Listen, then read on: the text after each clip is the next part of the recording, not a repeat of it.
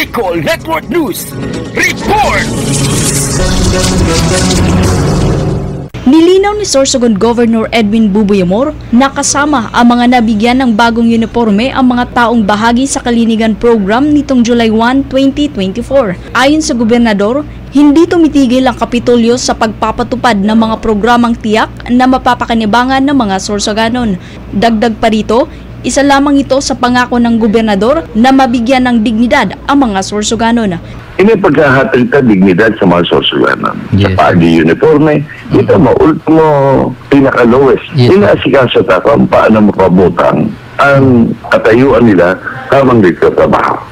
Samantala, sa patuloy na pag-usad ng 7K Plus program ng Kapitolyo, pinasalamatan ng gobernador ang 70 managers na patuloy na nagpaplano ng mga proyekto para sa kaunlaran ng probinsya. Napasalamat ako mga 70 managers kasi masyadong open-minded choice na hindi naman mabot.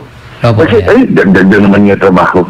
Para sa Bicol Network News, Mega Patrol Numero 10, Rose Casio Tatak, tunay na serbisyo.